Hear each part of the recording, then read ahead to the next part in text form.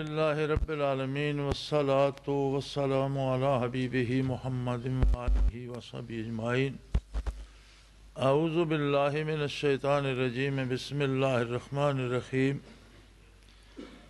یسألونک عن الروح الروح من امر ربی وما اوتیتم من الشیء۔ اس کا نام مدینہ صلی اللہ علیہ وآلہ مدینہ کہہ دیا جاتا ہے۔ تو اس وقت یثرب تھا اور مشرکین مکہ اپنے لوگوں کو بھیجتے علماء یہود کے پاس کہ کچھ ایسے سوالات لاؤ جو بزم میں بھری محفل میں لوگوں میں آپ صلی اللہ علیہ وسلم پر کیے جائیں اور آپ کو لاجواب کیا جائے۔ یہ لڑائی بھڑائی، یہ رکاوٹ، یہ تکلیف دینا، یہ تو اپنی جگہ پر، اس سے خلق خدا تو نہیں مانیں گی کہ اگر آپ ایک شخص کو اذیت دے رہے ہیں تو وہ نبی نہیں ہے، تو ہم انہیں لوگوں کے سامنے لاجواب کریں۔ اس میں ایک بہت بڑا سوال یہ تھا، جو سوال وہ لاتے تھے ان سوالوں میں بہت بڑا سوال یہ تھا کہ روح کیا ہے؟ اور اس بات میں وہ ایک حد تک سچے بھی تھے کہ اس موضوع پر سوائے نبی کے کوئی زبان نہیں کھول سکتا، کوئی سائنس کے ذریعے سے یا کسی اور فلسفے کے ذریعے سے یا کسی اور علم کے ذریعے سے روح کی تعیین نہیں کر سکتا کہ روح ہے کیا۔ بلکہ سائنس نے تو اتنا عرصہ جھک مارنے کے بعد اب صرف مانا ہے کہ روح بھی ہے، اب کیا ہے یہ سوال تو بہت دور ہے، بہت پیچھے۔ آج کا عہد سائنس کی انتہائی ترقی کا عہد ہے، اور آج جب اعضاء کی پیوند کاری آئی، مرنے والے نے آنکھیں ڈونیٹ کر دیں، انہیں محفوظ کر لیا گیا، کسی زندہ کو لگائی گئیں تو وہ دیکھنے لگ گیا، مرنے والے نے کوئی اور عضو دل یا گردہ ڈونیٹ کر دیا، تو سائنس کو اب سمجھ آئی کہ یہ آنکھ جو ہے یہ مرنے والے کے وجود میں بھی دیکھ سکتی تھی، اس میں دیکھنے کی قوت اور اس کے ساری میکینزم یا مشینری درست ہے، لیکن کوئی چیز ایسی تھی جو اس بدن سے مائنس ہو گئی، نفی ہو گئی، چلی گئی، اور جس بدن میں ہم نے یہ آنکھ لگائی ہے اس میں وہ چیز ہے، وہ پھر یہ آنکھ دیکھنے لگ گئی۔ اس کا مطلب ہے کہ روح جو کہتے ہیں وہ کچھ ہے صحیح، مرنے والے کے وجود سے روح الگ ہوئی تو یہ آنکھ بے چراغ ہو گئی، نہیں دیکھ رہی تھی، لیکن جب زندہ جسم کو لگائی گئی تو یہ تو یہاں پہنچ کر سائنس کو یہ پتہ چلا کہ روح ہے صحیح۔ اب تک تو روح سے انکار تھا، تو یہ بہت اہم سوال تھا۔ انہوں نے سوال کیا من جانب اللہ، جو جواب آیا یسألونک عن الروح ہے، میرے حبیب یہ آپ سے روح کے بارے پوچھتے ہیں، سوال کرتے ہیں اور سمجھتے ہیں کہ یہ سوائے نبی کے کوئی نہیں جانتا۔ قل الروح من امر ربی، انہیں بتا دیجئے کہ روح امر ربی سے ہے، میرے رب کے امر سے ہے۔ امر اللہ کی صفت ہے، اور یہ عالم دو ہیں، جیسے قرآن حکیم میں آتا ہے وَلَهُ الْخَلْقُ وَالْأَمْرُ، اسی کا ہے خلق بھی اور وہی مالک ہے امر کا بھی۔ عالم خلق کیا ہے؟ اس خاک کے حقیر ذرے سے لے کر ایک ایٹم سے بھی کمتر ذرے سے لے کر اس ساری فضاؤں کو، سیاروں کو، ستاروں کو، آسمانوں کو، ساتوں آسمانوں کو، پھر اس سے بالاتر 9 عرشوں کو عالم خلق محیط ہے۔ اس میں ساری مخلوق بستی ہے. کتنی مخلوق زمین پر ہے کوئی گن نہیں سکتا. کتنی پانیوں میں شمار نہیں ہوتی. کتنی ہواؤں میں بستی ہے شمار نہیں ہوتی. کتنی نباتات جمادات انسان شمار نہیں کر سکتا.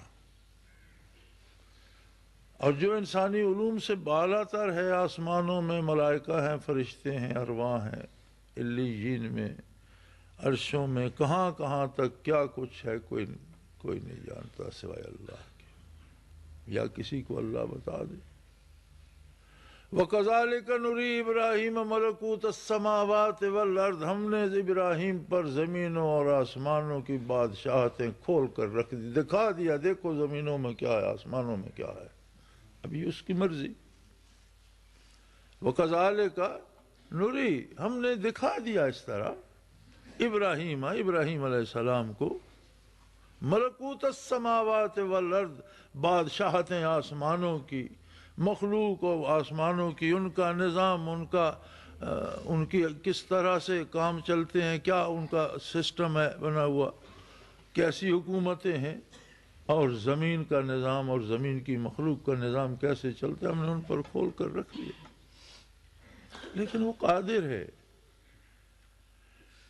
اسی ابراہیم علیہ السلام کو حکم دیا کہ بیٹے کو قربان کر دو، اور انہوں نے بیٹے کی گردن پہ رکھ کے چھری چلا دی. یہ پتہ نہیں چلنے دیا کہ بیٹا ذبح ہوا یا دمبا ذبح ہوا.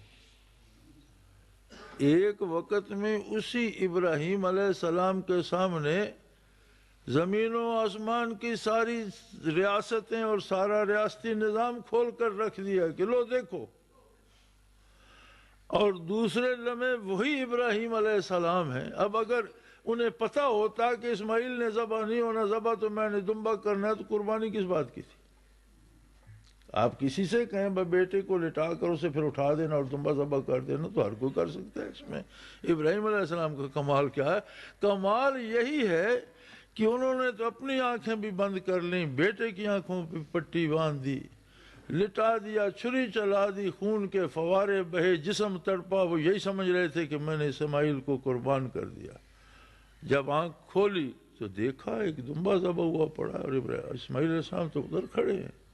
تو پریشان ہو گئے کہ یہ کیا ہوا، میری قربانی رائے کہاں گئی؟ اللہ نے کو وہ فرمایا قد صدقت الرؤیا، ابراہیم تو نے اپنا خواب پورا کر دیا. اب یہ میرا کام ہے کہ میں نے جنت سے دمبا بھیج دیا، یہ میرا کام ہے. لیکن تم قد صدقت الرؤیا، تجھے جو میں نے خواب میں حکم دیا تھا تو نے اسے سچا کر دیا. تو وہ قادر ہے کہ اسی بندے کو ایک آن میں ملکوت السماوات والارض بتا رہا ہے، اور دوسرے لمحے اس بندے کو یہ بھی پتہ نہیں کہ ذبح دمبا کر رہا ہوں یا بیٹا کر رہا ہوں. اس کے علوم کو کوئی محیط نہیں ہے. وہ واحد ہے، لا شریک ہے. نہ اس کی ذات میں کوئی اس جیسا ہے، نہ اس کی صفات میں کوئی اس جیسا. اور دونوں عالم کا مالک وہ ہے، خلق کا مالک بھی وہ ہے، امر کا مالک بھی وہ ہے. خلق اور امر میں ایک فاصلہ ہے، اور وہ یہ ہے کہ عالم خلق سارے کا سارا وقتی ہے، گنتی کے دنوں کا ہے، صدیوں کا ہو، اربوں سالوں کا ہو، لیکن اس کی انتہا ہے. خلق جہاں ہے وہاں موت ہے، اس لیے کہ موت حیات سے مقدم ہے، زندگی سے پہلے ہے. خلق الموت والحیات لِيَبْلُوَكُمْ أَيُّكُمْ أَحْسَنُ عَمَلًا. موت کو پیدا کیا اور زندگی کو پیدا. قرآن کی ترتیب بتاتی ہے کہ موت مقدم ہے. پہلے بھی تو فنا تھی، موت تھی، کچھ نہیں تھا، مخلوق پیدا فرما دی اور پھر آگے موت رکھ دی. تو عالم خلق سے پہلے موت ہے. یہ جو کہتے ہیں نا فلاں بے وقت مر گیا، یہ بھی گستاخی ہے. بے وقت کوئی نہیں مرتا، ہر کوئی اپنے وقت پہ مرتا ہے. اگر کوئی صدی بھی پوری کر جائے تو کہتے ہیں نوابزادہ نصر اللہ صاحب کی بے وقت موت نہیں. بے وقت کہاں سے ہے؟ موت تو زندگی سے پہلے ہے. کسی کی موت بے وقت نہیں ہے، ہر کوئی اپنے وقت میں مرتا ہے.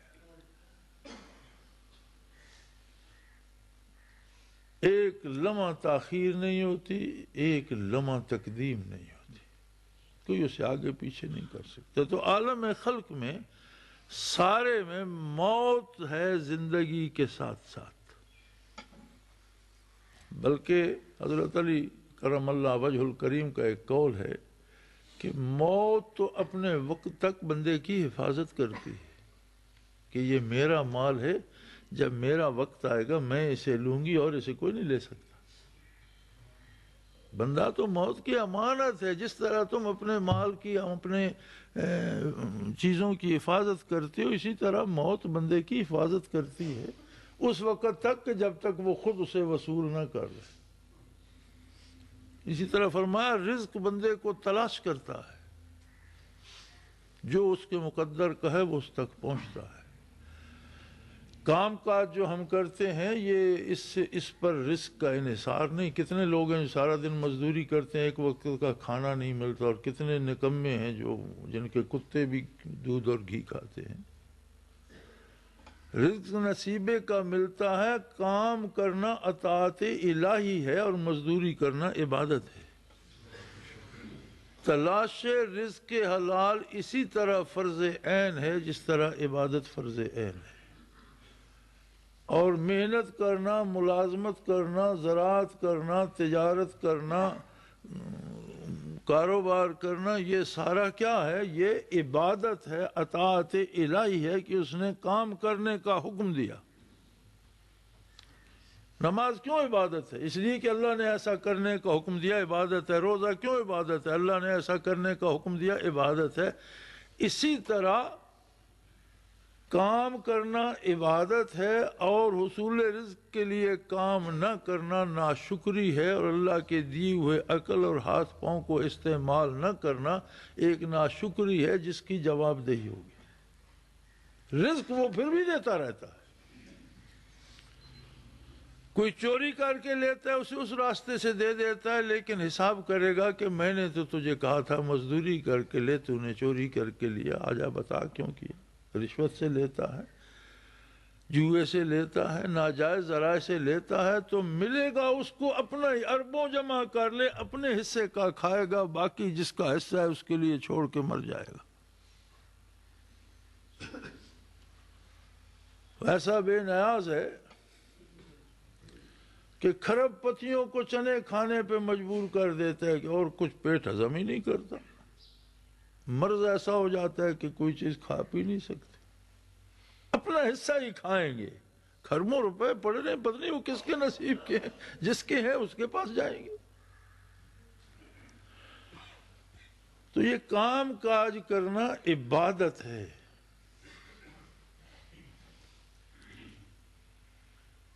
تو عالم خلق میں ہر چیز کے پیچھے موت لگی ہوئی ہے۔ عالم امر میں موت کی رسائی نہیں ہے۔ عالم امر صفت ہے اللہ کی۔ اللہ کی ذات جس طرح ازلی و ابدی اور قدیم ہے، اسی طرح اس کی صفات بھی ازلی و ابدی اور قدیم ہے۔ اس کی کوئی صفت ایسی نہیں جو کبھی نہیں تھی اور پھر حاصل ہو گئی، یا حاصل ہو گئی تو کبھی نہیں رہے گی۔ یہ اس کی شان کے لائق نہیں ہے۔ جیسے اس کی ذات ہے ویسے اس کی صفات۔ یہ کمال ہے سارے عالم خلق میں روح انسانی کو عالم امر سے بھیج دیا۔ تو اس کا مطلب یہ ہے کہ روح کے لیے تو موت نہیں ہے، پھر موت عالم خلق کے لیے ہے، عالم امر میں موت کا دخل نہیں۔ عالم امر سے روح کو پیدا کیسے فرمایا؟ کوئی تجلی ڈالی اور پیدا ہو گئی، کوئی اپنا پرتو جمال القاء کیا، دست قدرت سے بنایا، کیسے کیا؟ اس سوال کا جواب یہ دیا، وَمَا أُوتِيتُم مِّنَ الْعِلْمِ إِلَّا قَلِيلًا۔ یہ بات انسان کی عقل سے بالاتر ہے، یہ تمہارے سمجھنے کی بات نہیں۔ تمہارے لیے اتنا کافی ہے کہ روح عالم امر سے ہے، بس عالم امر سے وہ کیسے پیدا بنی، کیا ہے اس کی، کیا ماہیت ہے، کیفیت ہے، وہ پرتو جمال سے بنی، وہ کسی خاص تجلی سے بنی، کسی خاص صفاتی تجلی سے بنی، ذاتی تجلی سے، اس سے تمہارا کوئی سروکار، اس لیے کہ تمہارے علوم کی حد ہے اور یہ کام ان حدود سے بالا تر ہے۔ بس تم صرف یہ سمجھ لو کہ روح عالم امر سے ہے۔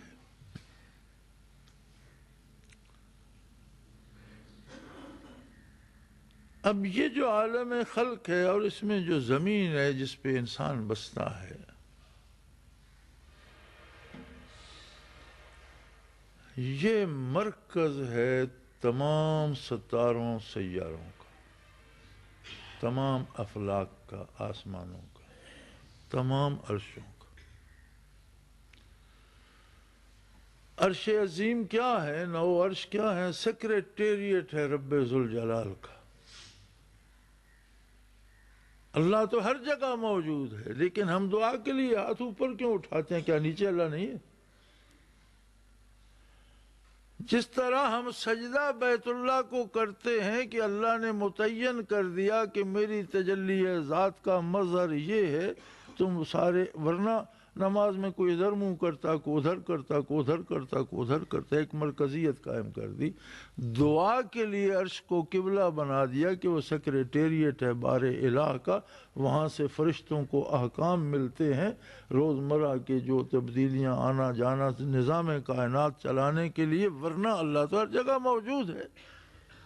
اللہ تو کسی جگہ پابند نہیں ہے، اس کی ذات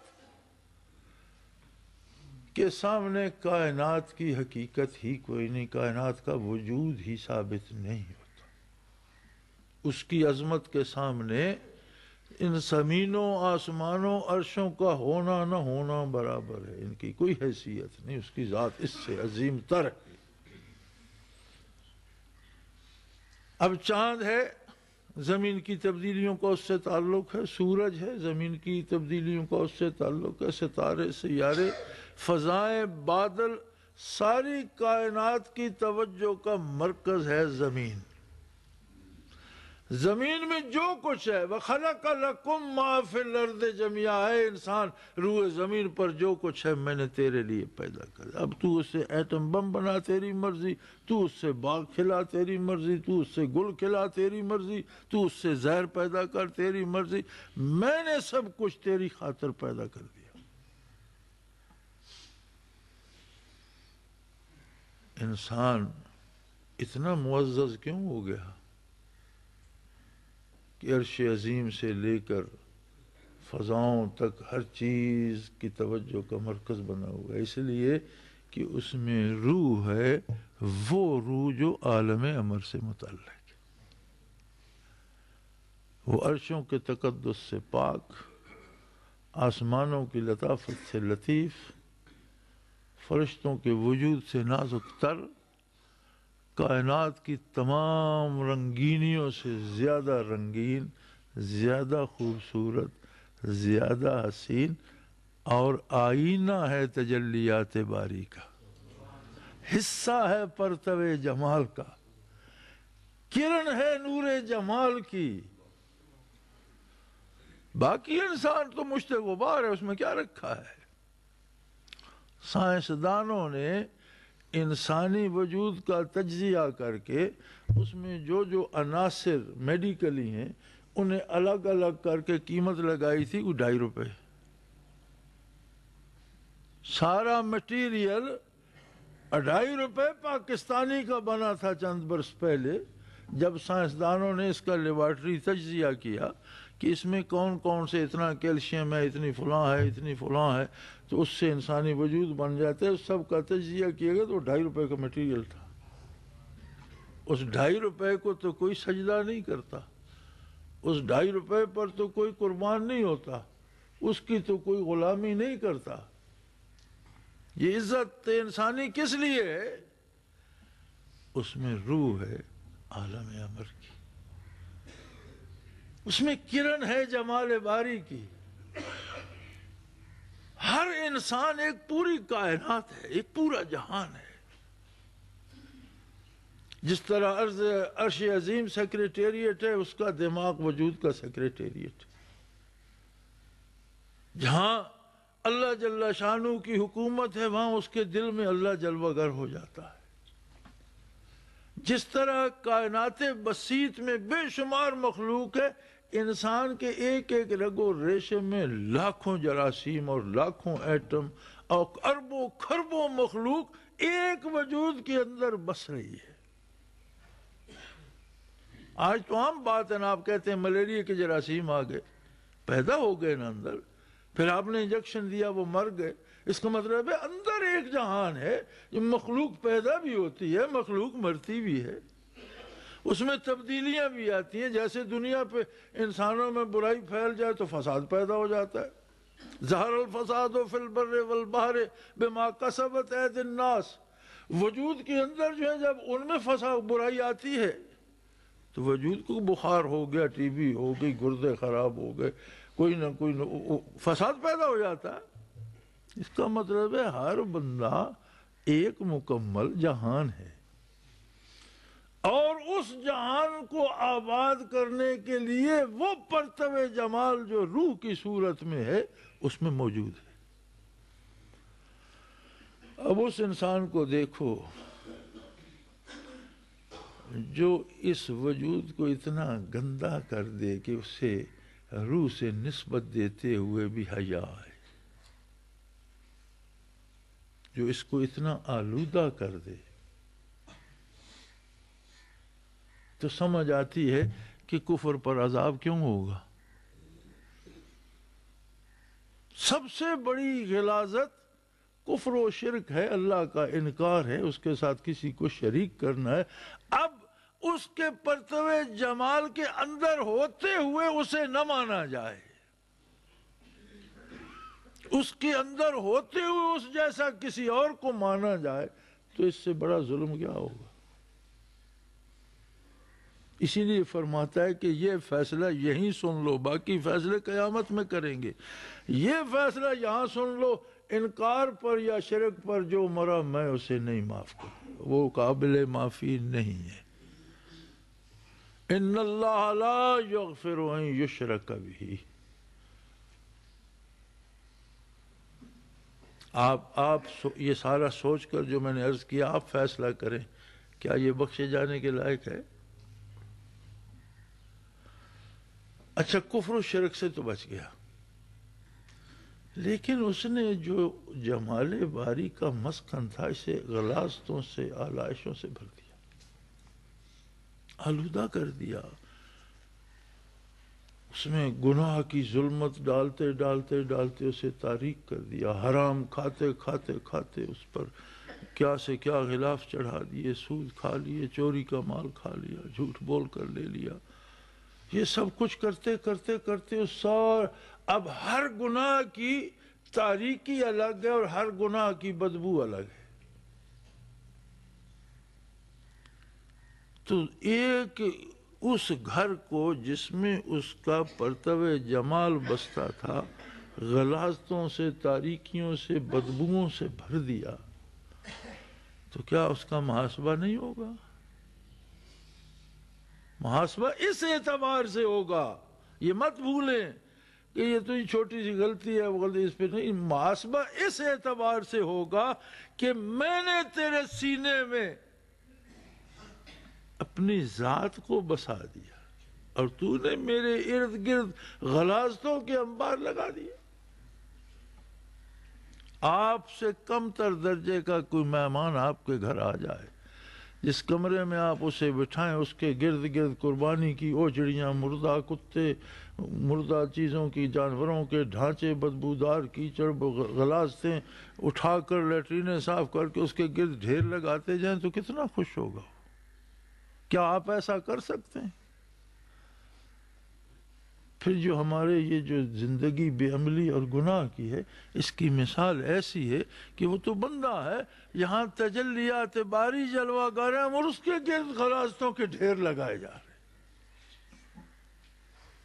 اور پھر ہمیں مولوی ڈراتا ہے کہ تمہیں بہت مارے گا، مارے گا نہیں، حساب کرے گا بھائی۔ اور جو ہم کر رہے ہیں ویسا ہم سے ہوگا۔ اللہ کریم فرماتا ہے وَمَا ظَلَمْنَاهُمْ، میں نے کسی سے زیادتی نہیں کی، وَلَٰكِنْ كَانُوا أَنفُسَهُمْ يَظْلِمُونَ، یہ اپنے لیے اپنے اوپر خود ظلم توڑتے رہے۔ انہیں کیا ضرورت تھی کہ میں نے تو ان کے سینے کو مظہر جمال بنا دیا اور انہوں نے اس کے ارد گرد آلائشوں کے ڈھیر لگا دی۔ پھر وہ ایسا کریم ہے، کہتا ہے کبھی تیرا یہ احساس زندہ ہو جائے کہ مجھے ایسا نہیں کرنا چاہیے تھا، تو مجھ سے کہے کہ جو کچھ میں نے کیا بار الہ غلط کیا، تو مجھے میں وہ ساری آلائشیں پاک کر کے تجھے پھر سے روشن کر دوں۔ اب اتنی رخصتوں کے بعد بھی اگر کوئی عذاب ہی میں جائے تو وہ تو ضد کر کے جا رہا ہے، زبردستی جا رہا ہے۔ اسی لیے نبی رحمت صلی اللہ علیہ وسلم نے فرمایا کہ میری مثال ایسے ہے جیسے ویرانے میں کوئی آگ جلائے اور پروانے آ کر اس آگ میں گر رہے ہوں اور کوئی جھپٹ جھپٹ کر ایک ایک کو بچا رہا ہو کہ آگ میں مت گرو، جل جاؤ گے، آگ میں مت گرو۔ میں اس طرح سے بندوں کو پکڑ پکڑ کر کھینچ رہا ہوں اور لوگ ہیں کہ مجھ سے چھڑا چھڑا کر جہنم میں گرے جا رہے ہیں۔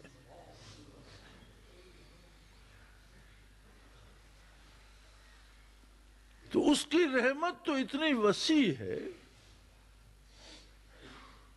یا رب تو کریمی و رسول تو کریم، صد شکر کے ہستے میان دو کریم۔ اللہ کریم ہے، اس کا نبی کریم ہے، اور بندے کو بچانے کے لیے رات دن کوشاں۔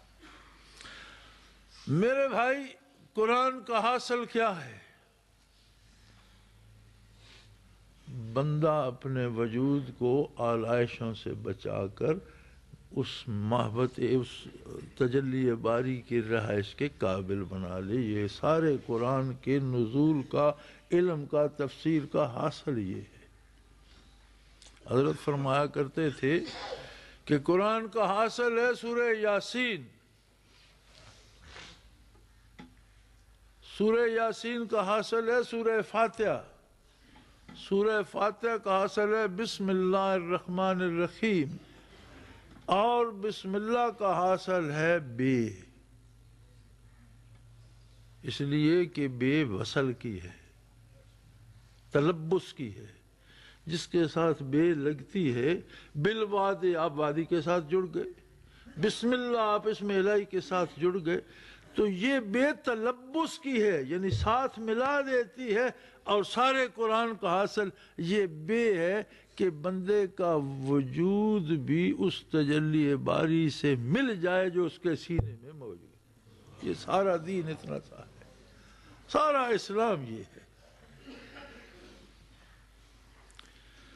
اب یہ بظاہر تو آسان سی بات ہے، عملی زندگی میں یہ بہت بڑا کام، جانتا ہی کوئی نہیں۔ روح ہے تو کیا ہے، اس سے ملنے سے کیا ہوگا، بچھڑے گی تو کیا بگڑے گا، پتہ ہی نہیں کسی کو۔ نبی کا کمال یہ ہوتا ہے کہ وہ صرف بتاتا نہیں، کر کے دکھا دیتا ہے۔ یعنی روحوں کو واصل کر دیا، وجود کو واصل کر دیا روح سے، جس کا مطلب ہے کہ بندہ واصل ہو گیا ذات باری سے۔ میرے بھائی، ٹیلی فون کا ایکسچینج تو ایک ہے، گھنٹی تو گھر گھر میں بجتی ہے، سب کی اپنی لائن ہے نا۔ اسی طرح اس کی ذات تو ایک ہے، لیکن تار ہر سینے میں تجلی کی پہنچی ہوئی ہے۔ کوئی خود اسے خراب کر کے بیٹھ جائے، اس پر پتھروں کے، آپ اپنے ٹیلی فون سیٹ پر بڑے بڑے پتھر پھینک دیں، اینٹیں روڑے لا کر پھینک دیں، مٹی کے بورے پھینک دیں، تو آپ کہیں میرا ٹیلی فون پتہ نہیں کیوں نہیں بولتا، کیا بولے گا؟ مجھے روح محسوس نہیں ہوتی، اب کیسے محسوس ہوگی؟ یہ نبی کا کام ہے کہ کفر و شرک کے چٹانیں اٹھا کر پھینک دے، گناہ اور بدکاری کی غلاظتیں اٹھا کر پھینک دے، اور نیچے سے دل کو نگاہ، ایک نگاہ میں سب کچھ ہٹا کر دل کو منزل صحابیت پہ پہنچا دے۔ یہ کام نبی کا ہے۔ نبی کے بغیر یہ ممکن ہی نہیں ہے. اسی لیے اللہ فرماتا ہے کہ میں نے ہر آبادی میں نبی بھیجے، ہر قوم میں نبی بھیجے. اور پھر امام الانبیاء صلی اللہ علیہ وسلم جب مبعوث ہوئے تو اقوام عالم نہیں، زمان عالم کے لیے، جب تک زمانہ قائم ہے تب تک کے لیے ہر دل سے حجابات کو ہٹا دینا منصب جلیلہ ہے محمد رسول.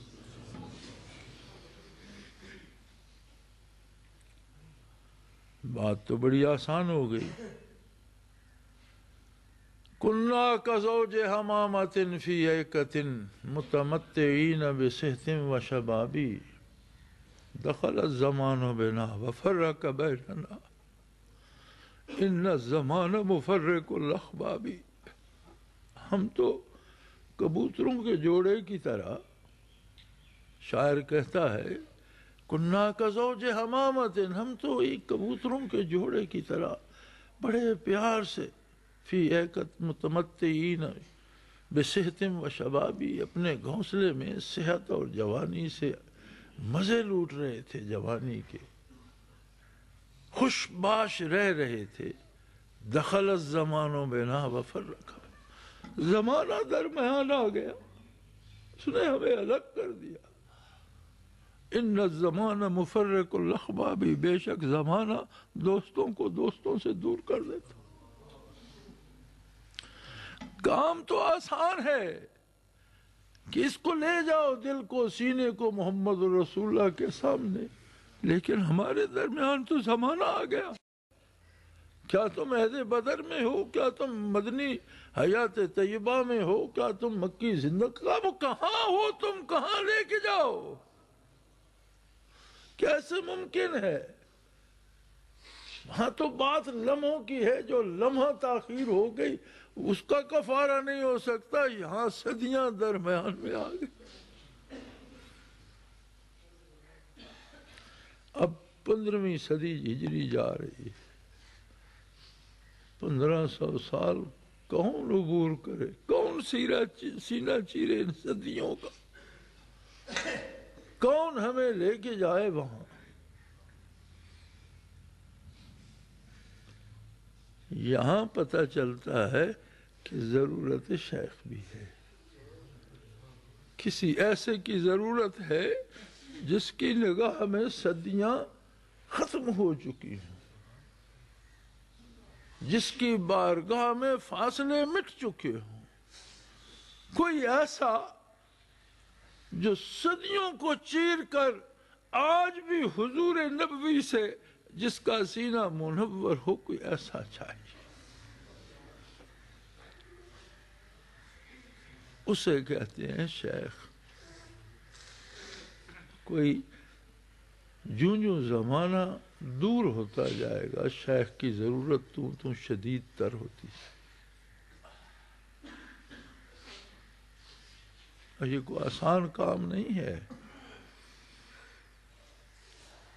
یہ لتھڑے ہوئے وجودوں کو مے خانوں سے لے کر، کلبوں سے لے کر، ہوٹلوں سے لے کر، سیرگاہوں سے لے کر، گناہ کے مراکز سے لے کر کو آشنائے کوئے یار کر دے. اور وہ سر جو کبھی میخانے کی دیواروں سے پٹکا کرتے تھے وہ جا نمازوں پہ اور مساجد پہ جھک رہے ہیں. یہ کوئی آسان کام ہے کیا؟ یہ ویسے ہی ہو جاتا. ماں باپ جو اولاد کی پرورش کرتے ہیں اور نازوں سے پالتے ہیں ان کے کہنے سے نہیں رکتا. بیوی بچوں کو تباہ کر دے ان کے کہنے سے. یہ کون ہے جو پکڑ کر اسے بھی وہاں جھکا دیتا؟ کس قوت سے جھکاتا ہے؟ یہ شیخ ہوتا ہے. جس طرح سورج کے بغیر عالم بے چراغ ہو جائے، اسی طرح انبیاء کے بغیر کائنات بے چراغ ہو جاتی.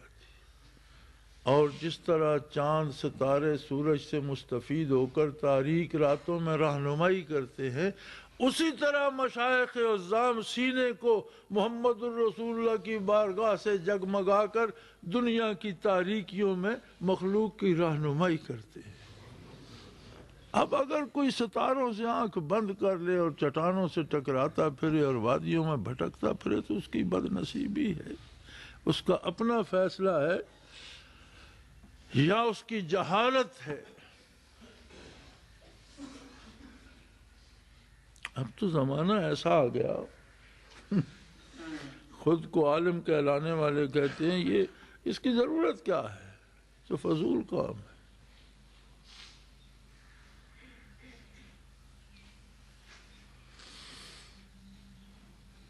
ذوقی میں بخدا نہ شناسی تا نہ چشی، جس نے اس کو پیا ہی نہیں اسے اس کی لذت کا کیا پتا۔ محبت کو سمجھنا ہے تو نا سے خود محبت کر، کنارے سے کبھی اندازہ طوفان نہیں ہوتا۔ باہر کھڑے ہو کر فتوے دینے سے کیا حاصل، کبھی کر کے دیکھو، اور کسی دلیل کی ضرورت کیا ہے، کسی اللہ کے بندے کے ساتھ کچھ دن بیٹھ کے دیکھو، اللہ اللہ کر کے دیکھو، خود دلیل سمجھ میں آ جائے گی۔ بہرحال دیر ہو رہی ہے، بات لمبی ہو گئی، موضوع ایسا چھڑ گیا۔ میرے بھائی، دنیا میں اللہ کریم کو ایسا شیخ دے دے جو ہم خطا کاروں کو اس بارگاہ سے جوڑ دے، ہمارے خود سروں کو اس کی بارگاہ میں جھکا دے، جو ہمیں حرام کھانے کی برائی کا احساس تو دے، گناہ سے نفرت کا کوئی شعور تو دے دے، ایک درد تو دے دے کہ ہم بھی اس سے واصل ہوں، ہم بھی اپنے آپ میں اس کو تلاش کرنا، یا میرے دل میں ہے تو صحیح، کہاں ہے دل، کہاں ہے اور دل میں وہ جمال کہاں ہے، یہ سوال تو پیدا کر دے۔ اس سے یہ شیخ کا یہ اتنا بڑا احسان ہے کہ اس کا اندازہ نہیں کیا جا سکتا۔ صرف جو ہمیں یہ احساس دلا دے کہ تو بھی انسان ہے، تیرے سینے میں بھی دل ہے، اس دل میں بھی اللہ کے جمال کی تجلی ہے، تیرے اندر بھی روح ہے جو عالم امر سے، ہمیں کوئی یہ بتا دے اور ہمیں اس کا احساس ہو جائے، اس سے بڑا بھی احسان کوئی نہیں، ہم اس کا شکر بھی ادا نہیں کر سکتے، اس لیے کہ یہ ساری دولت اپنے اندر لیے پھرتے ہیں اور ہمیں خبر ہی نہیں۔ ارے یہ تو بش کے اندر بھی موجود ہے، یہ تو ہٹلر میں بھی موجود تھا، یہ تو سٹالن اور لیلن میں بھی تھا، موزے تنگ میں بھی تھا، انہیں تو خبر ہی نہیں تھی، وہ ساری خبر پتہ ہی نہیں چل سکا۔ تو کیا فائدہ اس حکومت، اس سلطنت، اس بادشاہت کا، اس سے تو وہ فقیر اچھا جو اس درد دل سے آشنا ہو گیا، ان ریاستوں سے تو وہ فقیر اچھا جس کے پاس لباس نہیں ہے، گھر نہیں ہے، کھانے کو نہیں ہے، لیکن اسے یہ پتہ ہے کہ میں انسان ہوں، میرے اندر روح ہے، اور یہ جمال باری کا پرتو یہ عالم امر سے ہے۔ تھی تو ان کے اندر بھی وہی عالم امر سے۔ اب تماشا یہ بنے گا کہ عالم امر کو تو موت نہیں ہے، فنا نہیں ہے، اس کا مطلب ہے آخرت میں انہیں بھی ہمیشہ رہنا ہوگا۔ اب وہ اللہ سے آشنا ہی نہیں ہوئے، کفر میں مر گئے، تو جو کفر کے لیے ٹھکانا ہے پھر وہاں ہمیشہ رہنا ہوگا۔ وہاں جا کر تو قرآن حکیم بتاتا ہے کہ یہ بڑے بڑے دانشور کہیں گے کہ اے اللہ ایک بار دنیا پہ جانے دے، دیکھ ہم تیری عبادت کس خلوص سے کرتے، دیکھ ہم تیرے نبی کی غلامی کا حق کیسے ادا کرتے۔ فرمائے گا وہ زمانہ بیت گیا، ایک ہی موقع تھا جو تم نے کھو دیا، اب موج کرو۔ تو کتنا بڑا احسان ہے، اور یہ بغیر شیخ کے اس کا ادراک نہیں ہو۔ کتابیں پڑھتے جاؤ، مسئلے سمجھتے جاؤ، احکام سیکھتے جاؤ، ان پر عمل کرنے کو دل نہیں چاہتا۔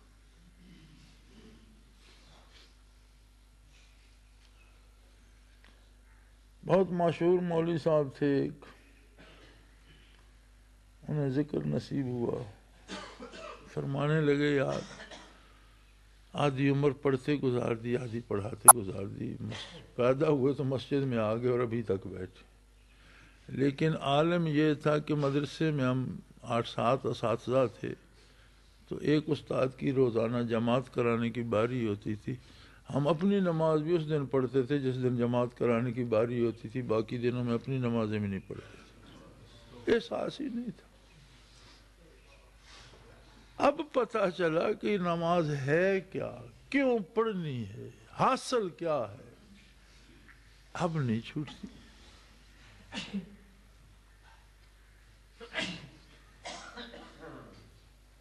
تو شیخ کا یہ احسان کہ وہ ہمیں یہ احساس دلا دے کہ بھائی تو غریب صحیح لیکن تو انسان ہے، تیرا وجود انتہائی سستے مادے اور مٹیریل کا صحیح لیکن تیرے اندر جو ہیرے اور جواہرات ہیں وہ سوائے انسان کے کسی کے اندر نہیں ہیں، تیرے اندر بھی وہ روح ہے جو عالم امر سے ہے، اور اس کی مہمانداری اسی طرح سے کر جو اسے زیب دیتی۔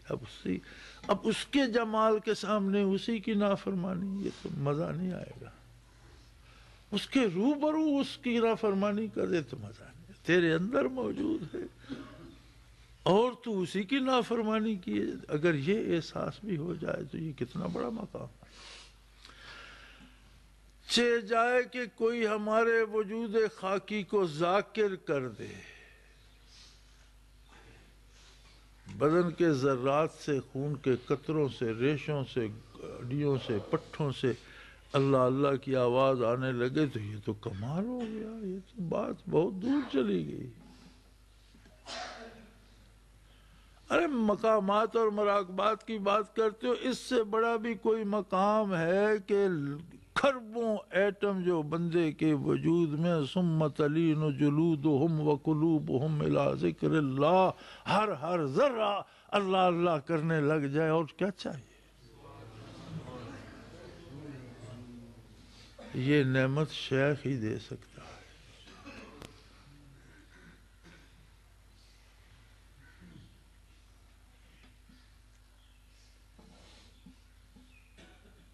مجھے پرسوں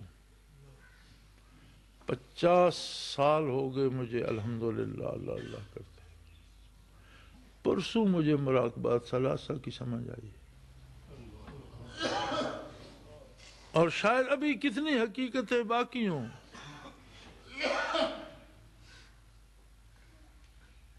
میں پہلے دن جب شیخ کے پاس بیٹھا رحمت اللہ تعالی علیہ تو انہوں نے جو توجہ دی تو اس میں مراقبات ثلاثہ کرائے، اس بات کو 50 سے زیادہ سال ہو گئے، نصف صدی بیت گئی، ہر روز، ہر دن، ہر رات، ہر صبح، ہر شام اس سبق کو دہراتے دہراتے میں منبر پہ بیٹھا ہوں۔ اللہ کی قسم مجھے پرسوں مراقبات ثلاثہ کی وسعتوں کی سمجھ آئی، جو مجھے پرسوں پتہ چلا وہ پرسوں تک میرے علم میں نہیں تھا۔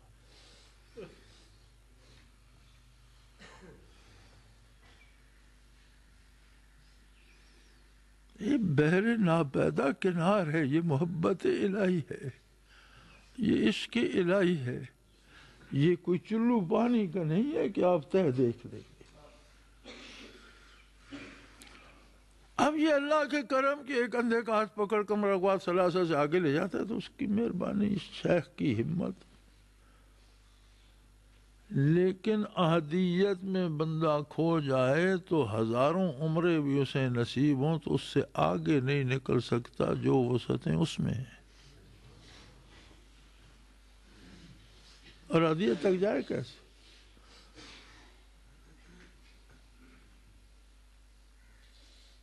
یہی حال میت و اقربیت، اس سے آگے جو دائرہ ہے وسیع تر ہوتا جاتا ہے،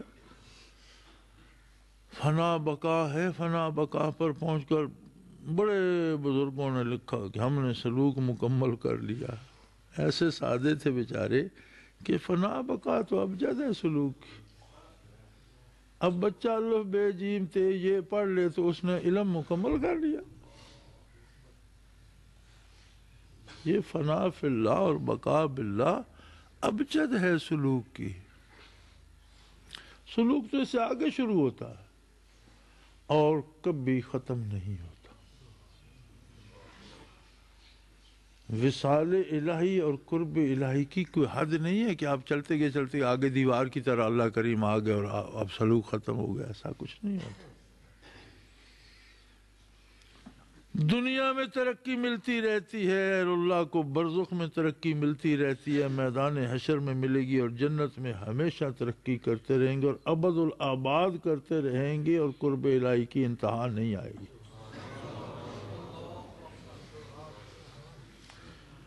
نبی رحمت صلی اللہ علیہ وسلم تمام نبیوں کے بھی انبیاء، فرشتوں کے سردار، انسانوں کے لیے رحمت، کائنات کے لیے رحمت۔ میں آپ کو بتا نہیں سکتا، نہ سمجھا سکتا ہوں، نہ آپ سمجھ سکیں گے کہ کرم نبوی کیسے تقسیم ہو رہا ہے۔ مجھے اگر مراقبات ثلاثہ سمجھنے میں نصف صدی لگ گئی، جبکہ میرے استاد تھے مولانا اللہ یار خان رحمت اللہ علیہ۔ آپ کا تو استاد میں ہوں، آپ کو خاک سمجھ آئے گی؟ آپ کو تو سکھا میں رہا ہوں، آپ کو کہاں سمجھ آئے گی؟ آپ کو تو کہیں آنکھ بند ہوگی تو شاید پتہ چلے گا کہ آگے کیا ہے۔ بڑا فاصلہ ہے، بڑا فرق ہے۔ میرا وجود اس مٹی کی حیثیت میں نہیں رکھتا جو ان کے جوتوں سے لگ جاتی، اور جو توجہ حضرت رحمت اللہ علیہ کی تھی وہ انہی کا حصہ تھی۔ اس کے باوجود مراقبات سمجھنے میں، مراقبات ثلاثہ سمجھنے میں مجھے نصف صدی لگ گئی، تو آپ کو اتنی جلدی کیسے پتہ چل جائے؟ پتہ ہی نہیں آپ کو اللہ نے کیا کیا دے دیا، بس لیے پھرتے ہیں اور پتہ ہی نہیں۔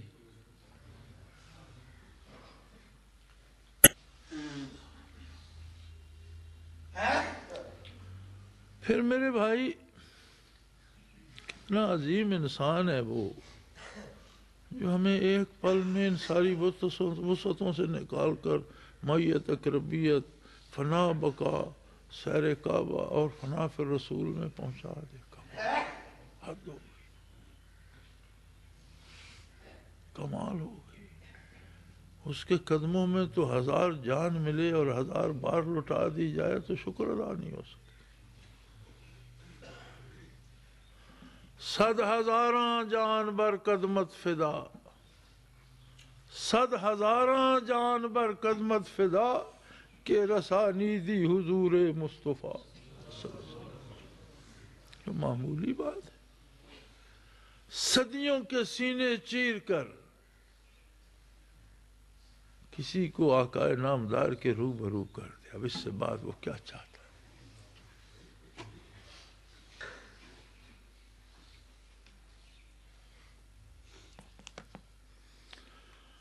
اللہ اللہ۔ حضرت رحمت اللہ علیہ کے مقامی طور پر دشمن بھی بہت تھے، اور جو رشتہ دار تھے وہ زیادہ دشمنی کرتے تھے دوسروں کی نسبت، مخالفت بھی کرتے تھے، پراپیگنڈے بھی کرتے تھے۔ برسوں چلتا رہا میں، زندگی میں ایک بار ایسے لوگوں سے سابقہ پڑا جنہوں نے مجھ پر بھی سوال کیا کہ کیوں آتے اس بندے کے پاس، یہ ایسا ہے ویسا ہے، یہ ہے وہ ہے۔ میں نے صرف اتنا کہا کہ میں ان کی آزمائش یا ان کا کردار جاننے کے لیے نہیں آتا، نہ میں ان پر کوئی معائنہ افسر یا انسپیکٹر لگاؤں۔ میں آتا ہوں کہ یہ مجھے کیفیات قلبی عطا کرتے ہیں، تم دے سکتے ہو؟ کہ ہم تو جانتے نہیں یہ کیا ہوتے ہیں۔ میں نے کہا بس تمہارا میرا کوئی جھگڑا ہی نہیں۔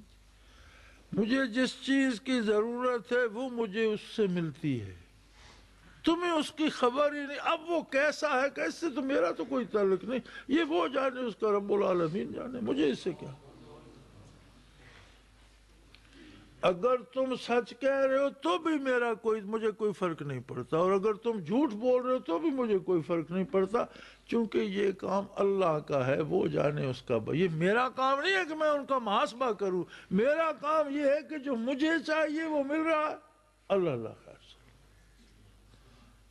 میں نے کہا میں جب آتا ہوں میرے دن کو دنیا بدل جاتی ہے، اور میں 7-8 دن سے زیادہ ان سے الگ نہیں رہ سکتا، پھر وہ مجھے بھوک لگتی ہے، جس طرح کھانے کی بھوک لگتی ہے، جس طرح تپتے صحرا میں پیاس لگتی ہے، میں بے قرار ہوں، میں پھر چل پڑتا ہوں، آپ مجھے کیسے روکیں گے؟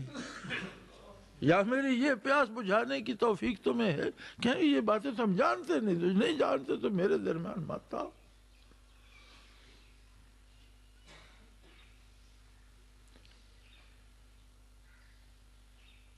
اور میرے بھائی، اگر کوئی یہ سارے منازل طے کر جائے، فنا بقا سے آگے سالک المجذوبی کے ایک ایک منزل میں 16,000 نورانی حجابات ہیں، 7 منازل ہیں، آگے دریائے رحمت ہے، وسیع منازل ہے، پھر جا کر مسجد نور میں پہنچتا ہے، اور وہاں سے پہلے عرش میں جب چلتا ہے تو مسجد نور سے پہلے عرش کی انتہا تک 1,25,000 منازل ہیں۔ جو منزل نچلی سے دیکھو تو جس طرح ستارہ ٹمٹماتا ہے اس طرح اوپر نظر آتی ہے۔ پہلے اور دوسرے عرش کے درمیان جو خلا ہے وہ پہلے عرش کی موٹائی سے زیادہ ہے، دوسرے عرش کی وسعت اس خلا سے زیادہ ہے، اسی طرح بڑھتے جاتے ہیں۔ آنکھ آمد نو فلک معراج او، انبیاء اولیاء محتاج او، صلی اللہ علیہ وسلم۔ وہ ہستی جس نے 9 عرش سے آگے جس کا معراج تھا۔ اگر کوئی 9 عرش طے کر جائے، اس کی روح اوپر چلی جائے، سلوک ختم نہیں ہوا، وہ اب گھر پہنچا،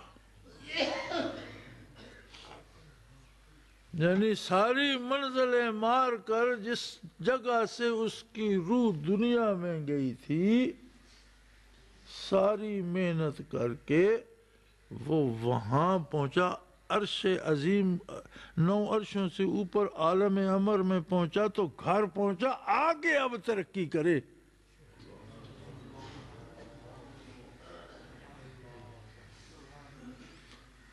حضرت رحمت اللہ علیہ کی عادت مبارک تھی، ساتھیوں کو مشاہدات بھی ہوتے تھے، حضرت لگائے رکھتے تھے، میں نے چھوڑ دیا ہے، مجھے ڈر لگتا ہے، مجھ سے لوگ سنبھالے نہیں جاتے، جسے کہو مشاہدہ ہوتے ہیں پھر وہ بگڑنا شروع ہو جاتے ہیں، پھر وہ خود شیخ بنتے ہیں، عاقبت خراب کرتے ہیں، دوسروں کو خراب کرتے ہیں، لوگوں کے کاموں میں مداخلت کرتے ہیں، فلاں یہ کرو، مجھے کشف ہو گیا، یہ نہ کرو، حالانکہ بندہ کشف کے ان کا محتاج نہیں، شریعت کا محتاج ہے۔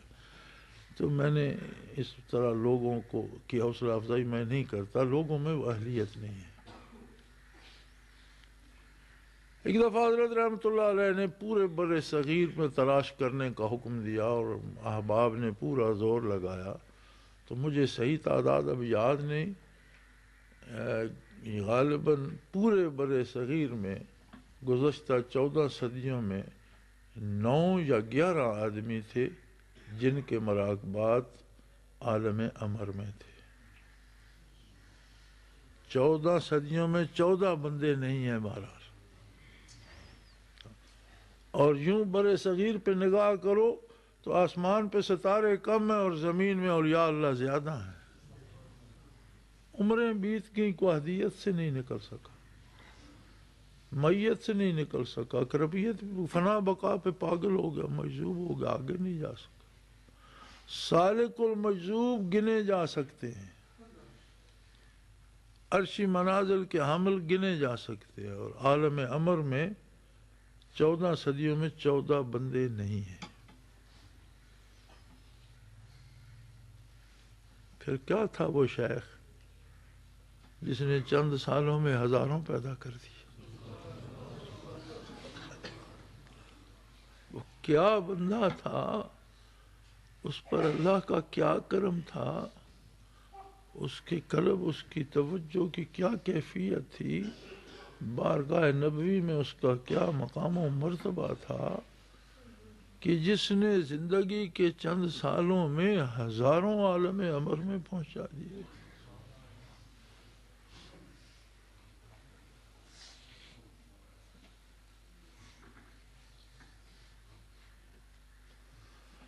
میرے خیال میں نے اتنا کچھ عرض کر دیا ہے کہ ضرورت شیخ کا اندازہ ہو جائے، عظمت شیخ کا ادراک ہو جائے، اور یہ جس محنت و مشقت کے لیے ہم وقت نکالتے ہیں، سفر کرتے ہیں، آتے جاتے ہیں، پتہ ہو کہ یہ بھی ایک کام ہے. ہم جھک نہیں مار رہے، فضول سفر نہیں کر رہے، یہ بھی ایک کام ہے. پتہ اسی کو چلتا ہے ذوق ای میں بخدا نہ شناسی تا نہ چشی. جو گھونٹ ہی نہیں بھرتا اسے پتہ کیا کہ یہ کڑوا ہے، میٹھا ہے، اس میں کیا ہے. جو دریا میں اترتا نہیں اسے پتہ کیا طوفان کیا ہوتے ہیں. اور کتنے دریاؤں میں لوگ جاتے ہیں، ان کا کوئی جہاز ران، ان کا ملا انہیں آرام سے پار اتار دیتا ہے. پتہ اسے ہوتا ہے جو طوفانوں سے لڑتا ہے.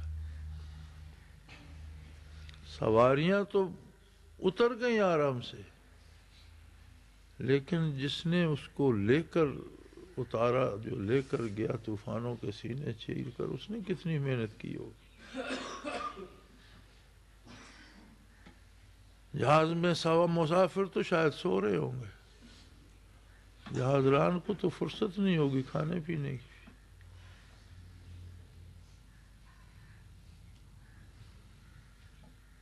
تو جب تک چیزوں کا احساس و ادراک نہ ہو، ان کی قیمت کا اندازہ نہیں ہوتا، اور بندہ شکر نہیں کر سکتا. یہ بہت بڑی نعمت ہے. ہر بال میں اگر الگ سے روح آ جائے اور ہر روح اس پر نچھار کر دی جائے تو بھی شکر ادا نہیں ہوتا.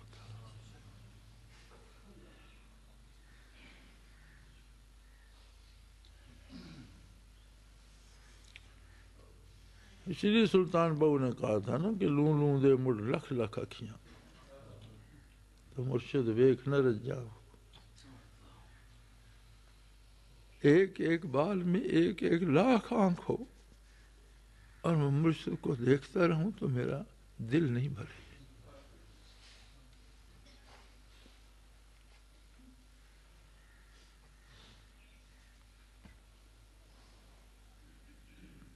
ہم کیا ہیں؟ ہم تو ایک ملازم ہیں، اجیر ہیں. ملازم میں ایک قسم ہوتی ہے اجیر.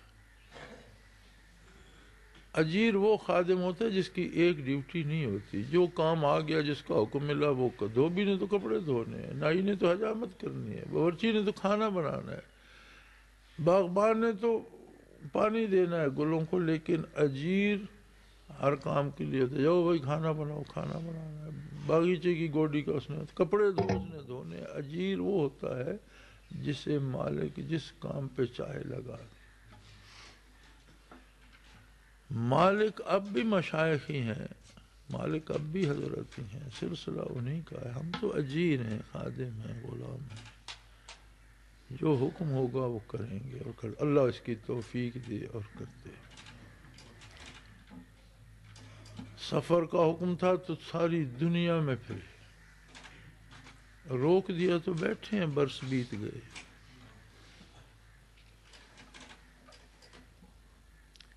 یہ میرے بس میں نہیں ہے کہ میں آج مرضی سے لاہور چلا جاؤں اور کل کراچی. میرے بس میں نہیں ہے، اور نہ میری یہ توفیق ہے، اور نہ یہ میرے فیصلے ہیں،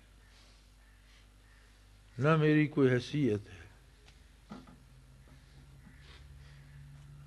جب حکم ہوگا، جہاں اجازت ہوگی وہاں جائیں گے، جہاں حکم ہوگا جائیں گے، نہیں ہوگا نہیں جائیں گے. ہمیں تو کام کرنا ہے حق کے غلامی ادا کرنا ہے، اللہ کرے وہ ہو جائے۔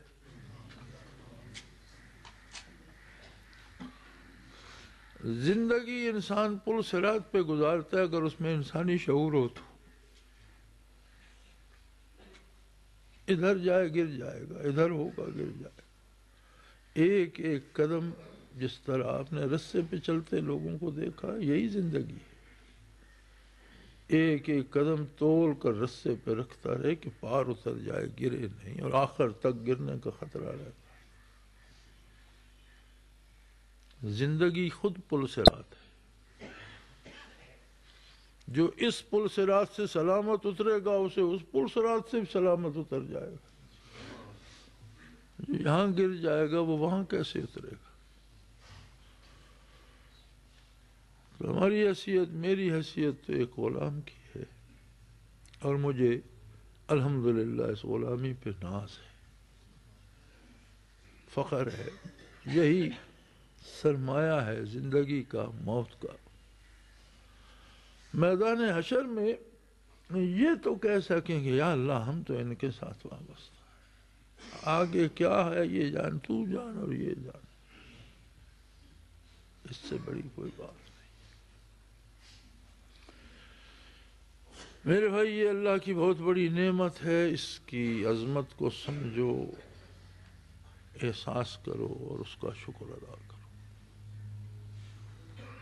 ایک ایک لمحہ جو نصیب ہو جاتا ہے وہ صدیوں پہ بھاری ہے۔ اللہ کریم ہم سب کی خطائیں معاف فرمائے، ہمیں اپنے احسانات کی عظمت کا احساس دے اور شکر کرنے کی توفیق دے۔ آخر دعوانا الحمدللہ۔